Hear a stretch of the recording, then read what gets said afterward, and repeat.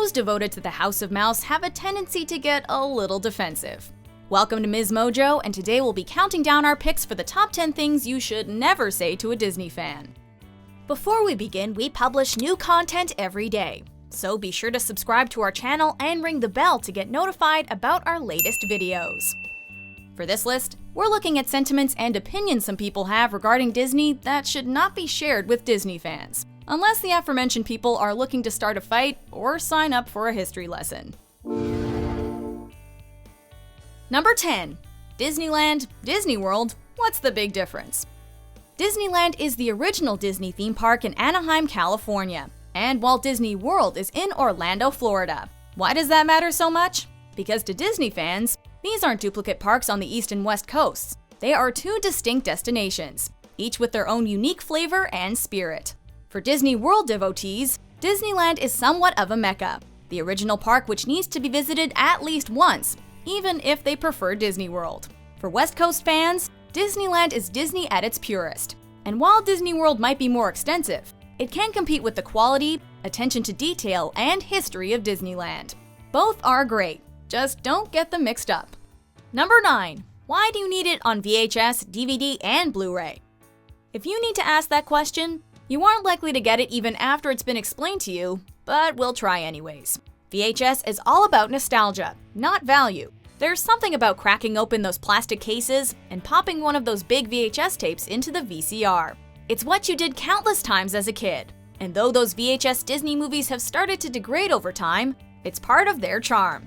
As for DVD and Blu-ray, honestly, that's all about the special features. And part of the magic of Disney is not only the end result, but also seeing how the creative teams brought our most cherished films to life. Don't turn your back on me, Scar. Oh no, Mufasa. Perhaps you shouldn't turn your back on me. Number 8. Beauty and the Beast is just Stockholm Syndrome. Take me instead. You would take his place? Look, Disney fans have heard about every hot take out there, and they're not impressed by your insightful observation. Some Disney tales have aged more gracefully than others. Fans can admit that. But Beauty and the Beast is not a simple example of Stockholm Syndrome. Yes, the relationship between Belle and the Beast is problematic, and has some rather toxic roots. But to call it Stockholm Syndrome is not only misrepresentative of this tale as old as time, but equally misrepresents a serious psychological condition. Stockholm Syndrome involves more than imprisonment.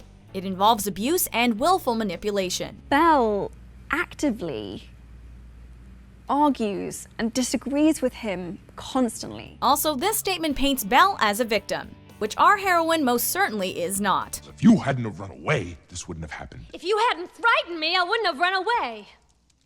Number 7. I haven't watched a Disney movie since the 90s. This is kind of an off day for me. This doesn't normally happen. To that, Disney fans will simply ask, why? Have you just missed out on the majority of great films since the start of the new millennium? Or have you just been skipping the animated masterpieces? You know they make live-action movies too though, right? Quite frankly, we find it hard to believe that you haven't seen Maleficent, Tron Legacy, or a single Pirates of the Caribbean film. But if so, well, you're seriously missing out. But you have heard of me. Considering Pixar has been an official subsidiary of Disney since 2006, you've also missed out on such remarkable works of storytelling in cinema such as Toy Story 3, Ratatouille, Up, and WALL-E. Not to mention the new Star Wars movies. Number 6. The Little Mermaid is just about Ariel wanting to get a guy. You could have been seen by one of those barbarians, by one of those humans. Daddy, they're not barbarians. Disney has never shied away from making love stories central to their films, be it platonic or romantic in nature. But the only people who dismiss The Little Mermaid as being about nothing more than a girl's desperate desire to earn the affections of her romantic interest clearly weren't paying attention. Long before encountering her future beau, Ariel longs for something more than the life prescribed by her father. That you're on land, they understand, but they don't reprimand their daughters. Yes, the otherworldly object she ultimately fixates on is a man. But Prince Eric equally represents her agency, free will, and independence. A modern woman has the right to choose her future, and that includes who she marries.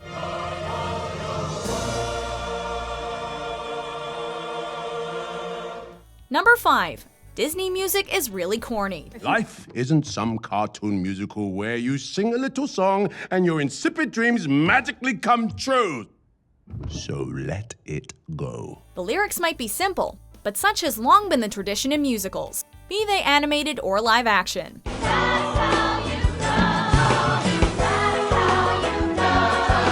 The lyrics are what make these songs so memorable, catchy, and universally applicable. They stick with children and adults alike. Nobody spits like Gaston! I'm especially good at expectorating. As for the music itself, well, you're certainly entitled to your own opinion. But the musical numbers and scores from the Disney Vault tend to be widely considered as some of the best compositions ever put to film. Such wonderful things around you. What more are you looking for? They actually have a knack for taking home the Oscar for Best Original Song and Best Original Score. So yeah, maybe it's time to listen with fresh ears and reconsider your position. It's a small world after all. No, anything but that. Number 4, the princesses are such bad role models. It's not right for a woman to read. Soon she starts getting ideas and thinking. Gaston, you are positively primeval. Sure, some of the earlier princesses might have leaned a little too heavily on their respective princes. But Disney is far from the only long-running production house to be guilty of having perpetuated now outdated stereotypes. It's not really fair to criticize Snow White for not being the ideal feminist icon, considering it was released in 1937. Someday my prince will come. To claim that Disney princesses are bad role models is to willfully ignore recent additions like Merida and Elsa, both complex and assertive women, despite the old-school settings of their respective films. The cold never bothered me anyway.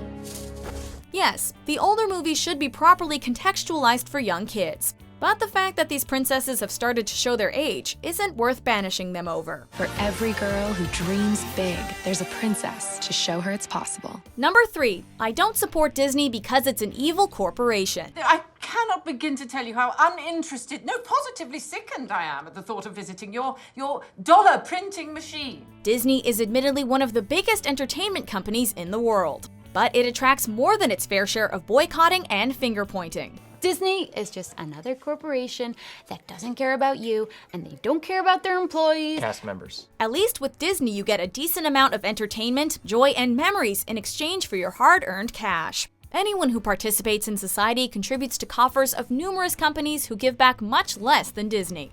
No reasonable Disney fan is going to argue that Disney is without fault or different from any other entertainment company. Of course, without your help, I never would have known that this went all the way up to what it is. But unless you're rejecting all forms of consumerism, why single out the House of Mouse? The only frozen heart around here is yours. Number 2, why don't you grow up? Disney is for kids, or adult Disney fans are weird. Grow up? Tonight's my last night in the nursery. But that means no more stories. There is arguably no other brand in the world that has captured the imagination of children and inspired a more fervent belief in magic than Disney. Their properties place an emphasis on friendship, self-confidence, honesty, loyalty, and various other virtuous qualities, and package them in genuinely enjoyable, timeless stories. Really, what is it about Disney that fans are supposed to grow out of? The lessons that Disney teaches to kids should still apply to adults. And the mark of a good Disney film is its ability to appeal to young people and grown-ups alike. Yeah, I feel like my husband and I wait for them to go to bed so we can turn on Moana and just like watch the part where she walks through the waves. Yeah! You know what I mean? I know. With all their responsibilities, adults arguably need a dose of Disney even more than their younger counterparts. Real life is stressful, and Mickey Mouse isn't. I like Mickey Mouse. Before we unveil our top pick, here are some honorable mentions. Attention all! Fairy tale things. Do not get comfortable.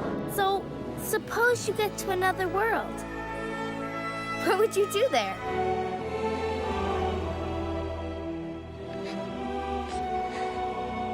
Number 1, I don't like Disney. I was thinking that we could see the world and experience new cultures. Like at Epcot. No, like expand our minds. Like an Imagineer. Sometimes it's the simplest of statements that are the most infuriating. What does that statement even mean? Would you care to elaborate, or be a little more specific in your expression of distaste? Fans hate hearing this because it's simply too broad of a statement to possibly be true. So, you dislike animated movies, including the classics, and Pixar films.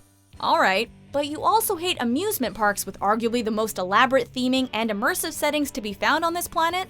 Okay. But that means you also dislike Disney cruises, the Marvel Cinematic Universe, Star Wars, the Disney Channel, the Muppets, ABC, ESPN, A&E networks, and their countless other subsidiaries. Sorry, we're not buying that. If you don't think, you shouldn't talk.